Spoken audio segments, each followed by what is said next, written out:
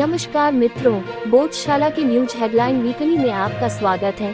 देखते हैं इस सप्ताह की कुछ प्रमुख खबरें। अंतर्राष्ट्रीय क्रिमिनल कोर्ट ने रूस के राष्ट्रपति व्लादिमीर पुतिन के विरुद्ध यूक्रेन में किए गए युद्ध अपराधों का दोषी मानते हुए अरेस्ट वारंट जारी किया। उल्लेखनीय है कि इसकी स्थापना रोम स्टैट्यूट के द्वारा 1998 ईस्वी में हुई, जो 2002 से क्रियान्वित हुआ। इसका मुख्यालय नीदरलैंड के द हेग में स्थित है। इसके वर्तमान में 123 सदस्य देश हैं। भारत इसका सदस्य देश नहीं है। क्वाड देशों का वार्षिक सम्मेलन ऑस्ट्रेलिया में मई माह में आयोजित होगा। ज्ञातव्य है कि इसमें भारत, जापान, अमेरिका एवं ऑस्ट्रेलिया सम्मिलित हैं। प्रधानमंत्री नरेंद्र मोदी जी विश्व योग दिवस 21 जून को संयुक्त राष्ट्र संघ के मुख्यालय न्यूयॉर्क में आयोजित कार्यक्रम में शामिल होंगे। इस अवसर पर अमेरिकी राष्ट्रपति जो बिडेन उन्हें स्टेट दिन भी देंगे। G20 सम्मेलन का आयोजन 9 से 10 सितंबर 2023 को भारत में होगा। Stockholm International Peace Research Institute के अनुसार भारत विश्व का सबसे बड़ा हथियार खरीदार देश है। दूसरे एवं तीसरे नंबर पर क्रमशः सऊदी अरब एवं कतर हैं। उल्लेखनीय है कि 2018 से 2022 के मध्य विश्व की कुल हथियार खरीदारी का 11% केवल भारत ने खरीदा। इसी अवधि में सबसे बड़ा निर्यातक 40% अमेरिका रहा। दक्षिणी अमेरिकी देश इक्वाडोर में रिएक्टर पैमाने पर 6.8 तीव्रता का भूकंप आया। इससे वहां अनेक लोग हताहत हुए। रामसहाय प्रसाद यादव नेपाल के नए उपराष्ट्रपति चुने गए। अंतर्राष्ट्रीय मिलेट्स वर्ष 2023 के अंतर्गत वैश्विक मिलेट सम्मेलन 18 से 19 मार्च 2023 को भारतीय कृषि अनुसंधान संस्थान नई दिल्ली में हुआ। इसका शुभारंभ प्रधानमंत्री नरेंद्र मोदी जी ने किया। इस अवसर पर उन्होंने श्री अन्न पर डाक टिकट जारी किया। इसके साथ ही सिक्के का अनावरण भी किया। RSS प्रमुख मोहन भागवत के द्वारा दिल्ली के लाल किले में इकबाल दुर्रानी द्वारा सामूहिक हिंदी एवं उर्दू में अनुवादित पुस्तक का विमोचन किया गया। टाइम मैगजीन की 50 ग्रेटेस्ट प्लेस की सूची में भारत के उड़ीसा राज्य के मयूरभंज एवं लद्दाख केंद्र शासित प्रदेश को सम्मिलित किया गया। नेपाल का राष्ट्रीय वृक्ष एवं उत्तराखंड का राज्य वृक्ष बुरांश इस बार अच्छा खिला। इसका अच्छा खिलना हिमालय की बेहतर स्थिति को दर्शाता है। 377 करोड़ रुपए की लागत से निर्मित 130 किलोमीटर लंबी भारत बांग्लादेश मैत्री डीजल पाइपलाइन का उद्घाटन प्रधानमंत्री मोदी जी और बांग्लादेशी समकक्ष शेख हसीना द्वारा वर्चुअली किया गया। 3 मैचों की भारत ऑस्ट्रेलिया एक दिवसीय श्रृंखला के दूसरे मैच में भारत की सबसे बड़ी हार 10 विकेट एवं 234 गेंदें शेष रहते हुए हुई। केंद्रीय गृह एवं सहकारिता मंत्री अमित शाह ने गांधीनगर में आयोजित डेयरी उद्योग के 49वें सम्मेलन का उद्घाटन किया। ज्ञातव्य है कि 1970 में प्रतिदिन 6 करोड़ लीटर दुग्ध उत्पादन होता था, जो 2022 में बढ़कर प्रतिदिन 58 करोड़ लीटर हो गया। दुनिया की सबसे छोटी हाइट के महाराष्ट्र के बॉडी बिल्डर प्रतीक विठल मोहिते ने जया नामक 4 फीट 2 इंच हाइट वाली लड़की से शादी की। ज्ञातव्य है कि प्रतीक ने 2021 में दुनिया के शॉर्टेस्ट कॉम्पिटिटिव बॉडी बिल्डर का गिनीज वर्ल्ड रिकॉर्ड का खिताब जीता था। मिसेज राजस्थान सीजन 2 में पूनम गिदवानी मिसेज राजस्थान बनी, जबकि सुरभि खंडेलवाल प्रथम और अनुभव जैन द्वितीय रनअप रहे। इसकी थीम राजस्थान की शिल्प और संस्कृति का खुलासा रखी गई। हाल ही में मुख्यमंत्री अशोक गहलोत जी ने विधानसभा में जयपुर स्थित गोविंद देव जी मंदिर के कॉरिडोर को उज्जैन महाकाल की तर्ज पर बनाने और इसके लिए 100 करोड़ रुपए की घोषणा की। 20 से 21 मार्च 2023 को जयपुर में IT मेगा जॉब फेयर का आयोजन होगा। जयपुर में ब्राह्मण महापंचायत का आयोजन हुआ, जिसमें जगत गुरु रामभद्राचार्य, केंद्रीय रेल मंत्री अश्वनी वैष्णव इत्यादि ने शिरकत की। इसमें लाखों विप्र बंधु एकत्रित हुए। इस अवसर पर भगवान परशुराम पर डाक टिकट जारी किया गया। प्रदेश में 19 नए संस्कृत कॉलेज खोलने की घोषणा बजट 2023-24 में की गई। इससे इनके निर्माण के बाद प्रदेश के पूर्व के सभी 33 जिलों में संस्कृत कॉलेज हो जाएंगे।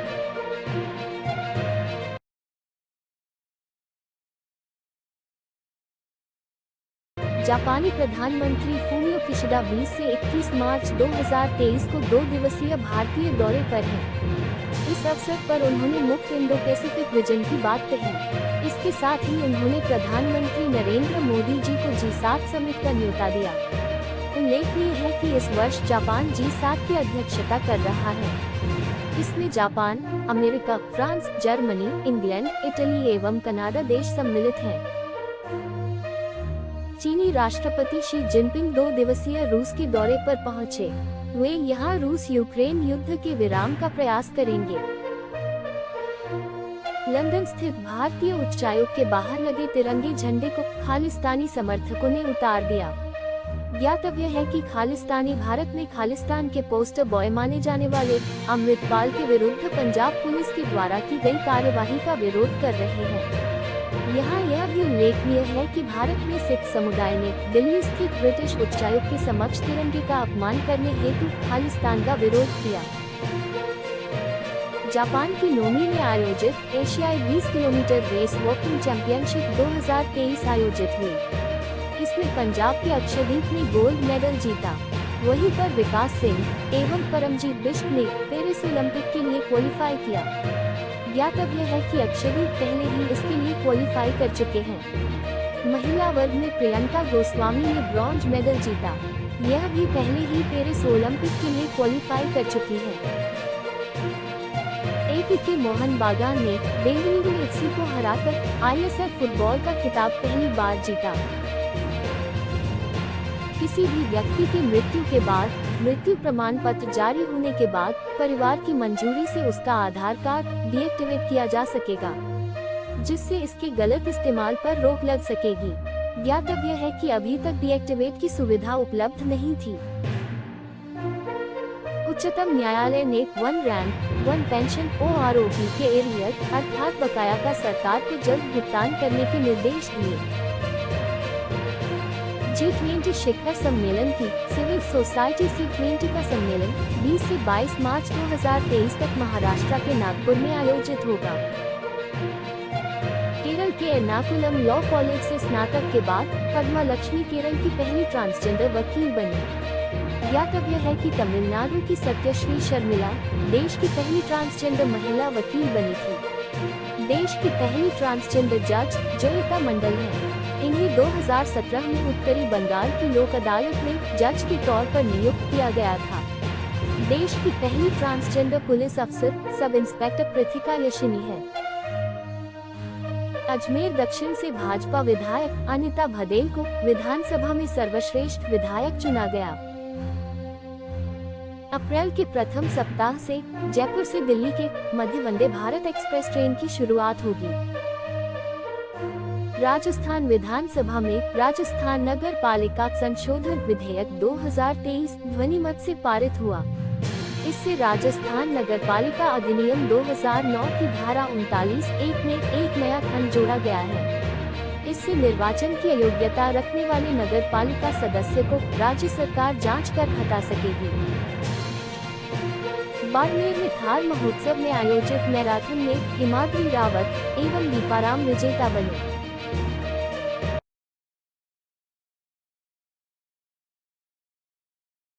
अमेरिका के सैन फ्रांसिस्को में स्थित भारतीय कॉन्सुलेट पर खालिस्तानी झंडे लगाए। उल्लेखनीय है कि यह वारिस पंजाब बैंक के प्रमुख अमृतपाल के विरुद्ध भारत में की जा रही पुलिस कार्यवाही का विरोध कर रहे हैं। वहीं भारत ने अमृतपाल और उसके 5 साथियों पर राष्ट्रीय सुरक्षा एक्ट लगाया है। चीनी राष्ट्रपति शी जिनपिंग अपने 2 दिवसीय दौरे पर रूस में हैं। उन्होंने अपने दूसरे दिन वहां के प्रधानमंत्री मिखाइल मिशुस्तिन से मुलाकात की। उन्होंने वहां के राष्ट्रपति व्लादिमीर पुतिन एवं वहां के प्रधानमंत्री मिखाइल मिशुस्तिन दोनों को ही चीन आने का न्योता दिया। उल्लेखनीय है कि चीन एवं रूस ने नो लिमिट रणनीतिक साझेदारी हस्ताक्षरित की है। जापानी प्रधानमंत्री फूमियो किशिदा भारत की 2 दिवसीय यात्रा के बाद सीधे पोलैंड से यूक्रेन पहुंचे।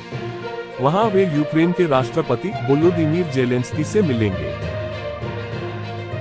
UN sustainable development solutions network द्वारा इंटरनेशनल डे ऑफ हैप्पीनेस 20 मार्च के अवसर पर वर्ल्ड हैप्पीनेस रिपोर्ट जारी की गई। इसमें 137 देशों में से भारत 125वें पायदान पर है।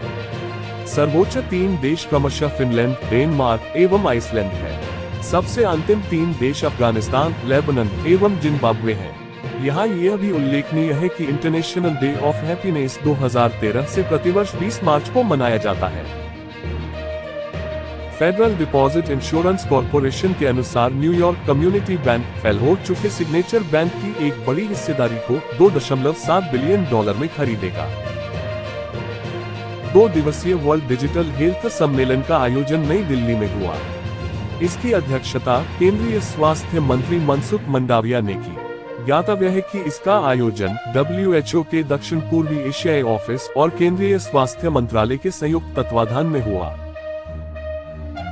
उत्तर प्रदेश के रायबरेली में भारतीय महिला हॉकी टीम की कप्तान रानी रामपाल के नाम पर हॉकी स्टेडियम बनेगा। उल्लेखनीय है कि पहली बार किसी महिला हॉकी खिलाड़ी के नाम पर स्टेडियम बनेगा।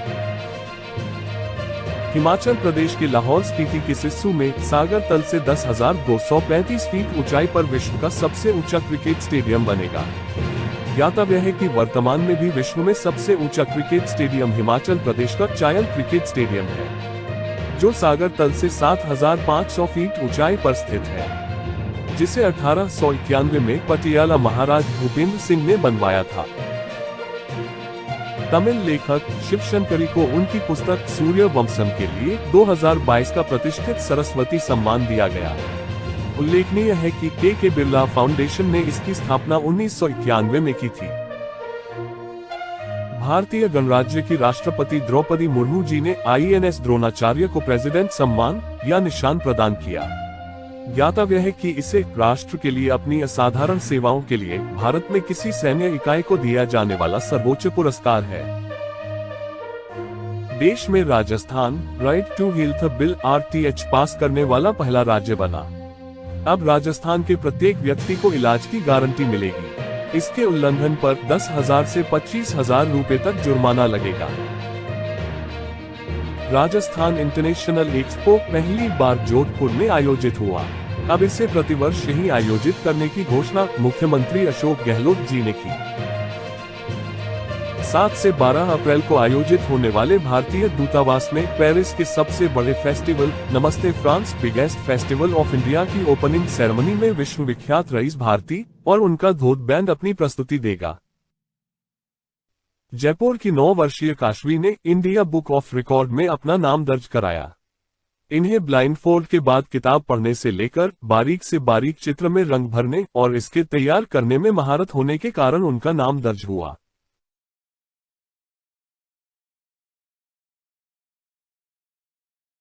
विस्डन ने 2021-23 के मध्य वर्ल्ड टेस्ट चैंपियनशिप की 11 सदस्यीय टीम जारी की। इसमें भारत से रविंद्र जडेजा, जसप्रीत बुमराह और बतौर विकेटकीपर ऋषभ पंत समेत 3 भारतीय चुने गए। स्विट्जरलैंड का सबसे बड़ा बैंक UBS ग्रुप डूबते क्रेडिट स्विस बैंक को $3.2 बिलियन में खरीदेगा। UBS को स्विस सरकार गारंटी कवर दे रही है। जापान के प्रधानमंत्री फूमियो किशिदा यूक्रेन दौरे पर पहुंचे। यहाँ उन्होंने यूक्रेनी राष्ट्रपति वोलोदिमीर जेलेंस्की से मुलाकात की। फूमियो किशिदा यहाँ स्थित बुचा शहर भी गए, जहाँ रूसी नरसंहार से 410 आम नागरिक मारे गए थे। फूमियो किशिदा ने यूक्रेन को $470 मिलियन अर्थात 3,884 करोड़ रुपए की मदद की घोषणा की। इसके साथ ही जेलेंस्की को G7 सम्मेलन का न्योता दिया। ज्ञातव्य है कि G7 सम्मेलन की अध्यक्षता 2023 में जापान कर रहा है। 2 दिवसीय रूस के दौरे पर गए चीनी राष्ट्रपति शी जिनपिंग द्वारा रूस यूक्रेन युद्ध को रोकने के लिए 12 बिंदुओं की शांति योजना प्रस्तुत की। उत्तर कोरिया ने हाल ही में सबसे बड़ी missile Hwasong 17 intercontinental ballistic missile launch की। ज्ञातव्य है कि उत्तर कोरिया पर 2006 से UN ने मिसाइल और न्यूक्लियर प्रोग्राम को प्रतिबंधित कर रखा है। इसे लेकर UNSC की मीटिंग हुई, जिसमें अमेरिका और रूस, चीन ने आरोप प्रत्यारोप लगाए। M3M हुरुम रिच लिस्ट 2023 के टॉप 10 में अकेले भारतीय मुकेश अंबानी है। वे न केवल भारत बल्कि एशिया में टॉप 10 में एकमात्र भारतीय हैं। गौतम अडानी इस वर्ष 23वें नंबर पर हैं, जो कि पूर्व में दूसरे नंबर पर थे। टॉप 5 भारतीय और उनकी वैश्विक रैंक निम्नलिखित है। 1. मुकेश अंबानी 9वां स्थान। 2. गौतम अदानी 23वां स्थान। 3. साइरस पूनावाला 46वां स्थान। 4. शिव नादार 50वां स्थान। 5. लक्ष्मी मित्तल 76वां स्थान। सुशील मोदी की अध्यक्षता वाली स्थायी संसदीय समिति ने मासिक धर्म अवकाश नीति बनाए जाने की सिफारिश की। एक दिवसीय क्रिकेट विश्व कप 2023 का आयोजन भारत में होगा, जिसका संभवतः आगाज 5 अक्टूबर से, जबकि फाइनल अहमदाबाद में 19 नवंबर को हो सकता है। बीसीसीआई ने इसके लिए 12 शहरों को चुना है। भारत ऑस्ट्रेलिया के मध्य खेली गई 3 मैचों की एक दिवसीय श्रृंखला को ऑस्ट्रेलिया ने 2-1 से जीता। केंद्रीय सांख्यिकी और कार्यान्वयन मंत्रालय ने women and main in India report 2022 जारी की। इसके अनुसार भारत में 2036 तक लिंगानुपात 1952 हो जाएगा। भारतीय उद्योगपति रतन टाटा को ऑर्डर ऑफ ऑस्ट्रेलिया के जनरल डिवीजन में एक मानव अधिकारी के रूप में नियुक्त किया गया।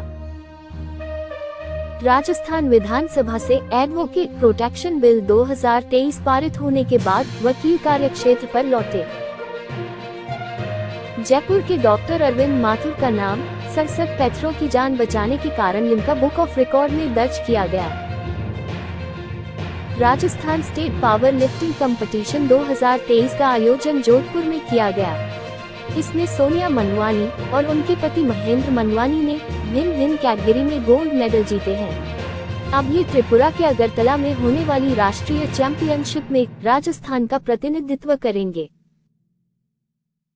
राजस्थान उच्च न्यायालय द्वारा स्वतः संज्ञान लेते हुए जेएलएन मार्ग को आईटी फेयर पर बंद करने के निर्णय के विरुद्ध आदेश दिया। माननीय न्यायालय ने कहा कि कोई भी मार्ग केवल राष्ट्रपति, उपराष्ट्रपति, प्रधानमंत्री एवं राज्यपाल के आने पर ही बंद किया जा सकता है। इसे न्यायालय की सक्रियता का एक उदाहरण माना जा सकता है। राजस्थान आईटी डे पर आईस्टॉट राजीव गांधी इनोवेशन अवार्ड की शुरुआत की। पहली बार इसे फ्लीका इंडिया के संस्थापक टीकम जैन को दिया गया, जिसमें मुख्यमंत्री अशोक गहलोत जी ने पुरस्कार स्वरूप ट्रॉफी और 75 लाख रुपये दिए।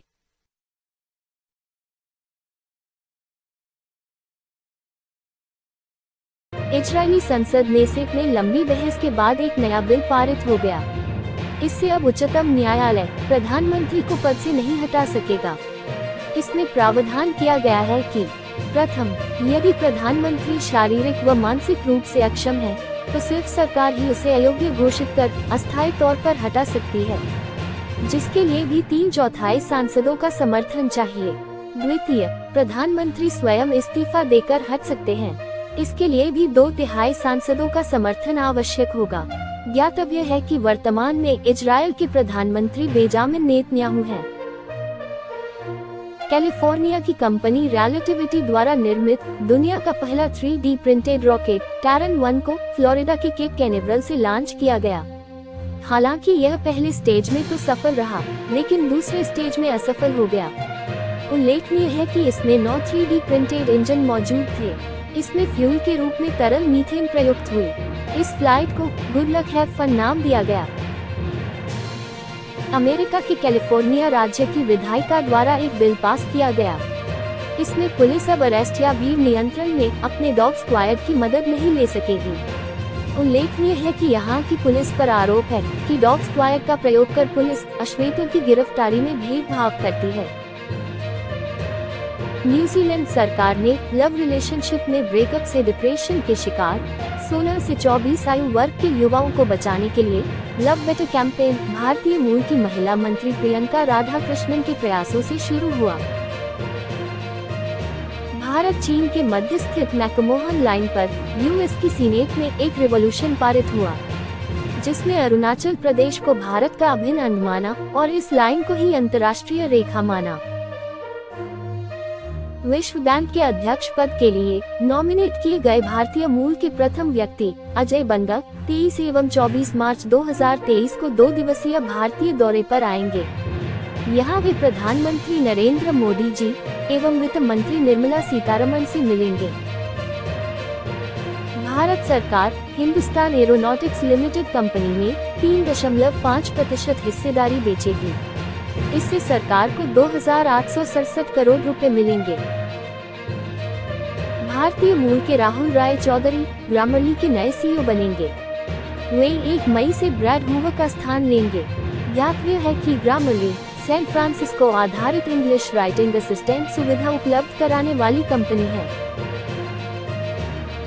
भारतीय जनता पार्टी ने राजस्थान सहित 4 राज्यों के प्रदेशाध्यक्ष बदले, जो निम्नलिखित हैं: राजस्थान के सीपी जोशी या चंद्र प्रकाश जोशी, उड़ीसा के मनमोहन सामल, दिल्ली के वीरेंद्र सचदेव, बिहार के सम्राट चौधरी। सभी चोरों का सरनेम मोदी क्यों होता है? इस बयान से जुड़े मानहानि केस में राहुल गांधी को सूरत कोर्ट ने 2 साल की सजा सुनाई। हालांकि 30 दिन उनकी सजा को स्थगित करते हुए अपील का समय भी दिया। उल्लेखनीय है कि यह याचिका बीजेपी विधायक पूर्णेश मोदी ने दर्ज कराई। घर में 26 सीरीज जीतने के बाद भारत 3 मैचों की 1 दिवसीय श्रृंखला के अंतिम निर्णायक मैच में ऑस्ट्रेलिया से 21 रन से हार के बाद श्रृंखला हारा। देश का पहला अर्बन ट्रांसपोर्ट रोपवे वाराणसी में बनेगा। इसका शिलान्यास प्रधानमंत्री नरेंद्र मोदी जी आज करेंगे।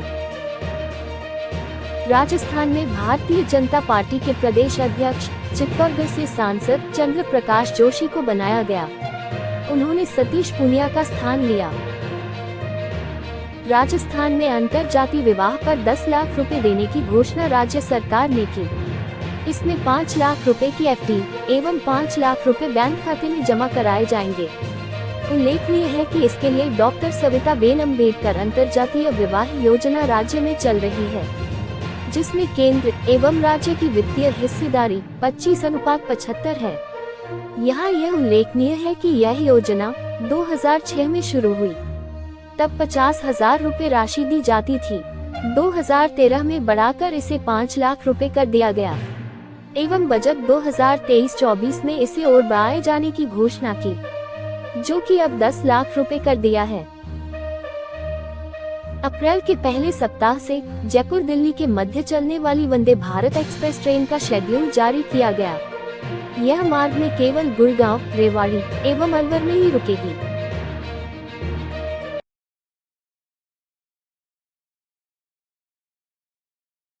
7 साल के बाद ईरान से कूटनीतिक संबंध बहाल करने के बाद अब सऊदी अरब सीरिया से भी 11 साल बाद कूटनीतिक संबंधों की पुनर्स्थापना करेगा।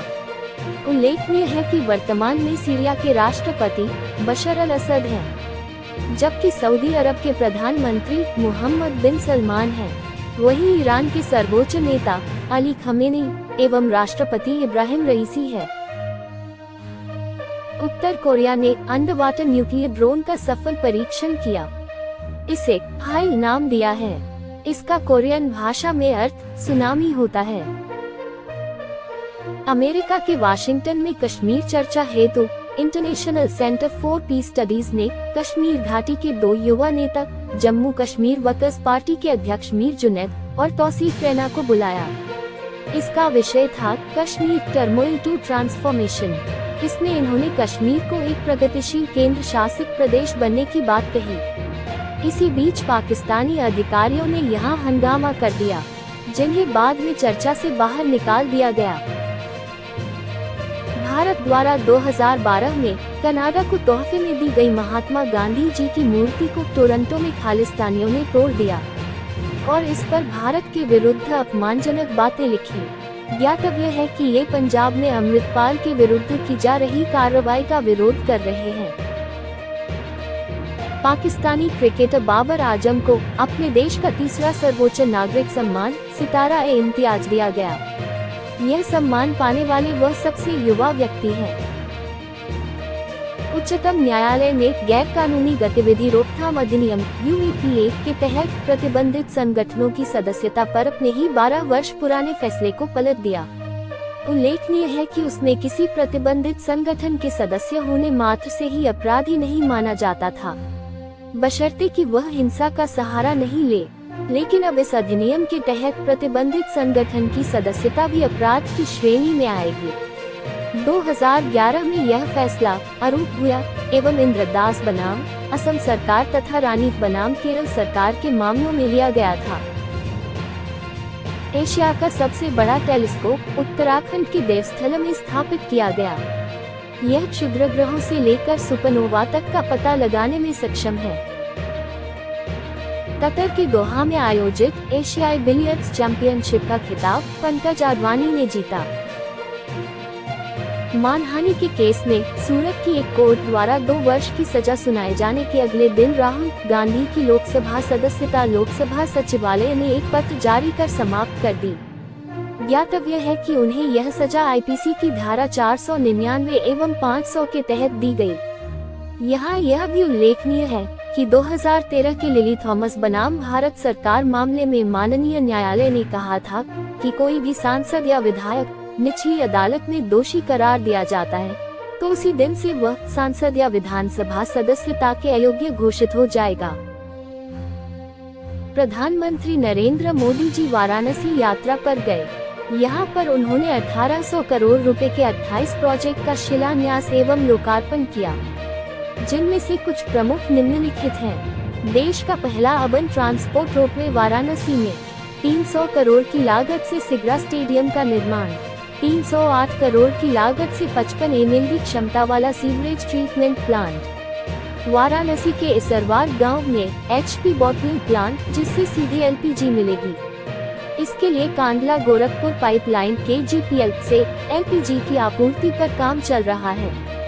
इसके साथ ही उन्होंने पहले रुद्राक्ष कन्वेंशन सेंटर में टीबी दिवस पर आयोजित कॉन्फ्रेंस को संबोधित किया। उन्होंने टीबी को हराने के लिए 5T का मंत्र दिया, जो है trash, test, track, treat and technology. यहीं पर उन्होंने टीबी मुक्त पंचायत पहल शुरू की। इसके साथ ही टीबी निवारक उपचार प्रोग्राम TPT शुरू किया, जिसे अब पूरे देश में लागू किया जाएगा। योग फेडरेशन ऑफ इंडिया द्वारा 25 से 28 मार्च 2023 तक 47वीं सीनियर राष्ट्रीय योगासन खेल चैंपियनशिप का आयोजन राजस्थान के पाली में किया जाएगा। हनुमानगढ़ के थेहाडी गंगाजी में महाराजा गंगा सिंह स्मारक का शिलान्यास किया गया। इसे सर्व समाज के सहयोग से बनाया जाएगा। माउंट आबू स्थित केंद्रीय विद्यालय की कक्षा 10 की छात्रा किंजल सरकार ने इंटरनेशनल मैथ्स ओलंपियाड में ब्रांज मेडल जीता। गोवा में आयोजित Yonex sunrise Indian masters veteran badminton championship 2023 में जयपुर की हिमानी पूनिया ने 2 खिताब जीते। इससे उन्होंने वर्ल्ड मास्टर बैडमिंटन चैंपियनशिप में भारतीय टीम में जगह पक्की की। धन्यवाद।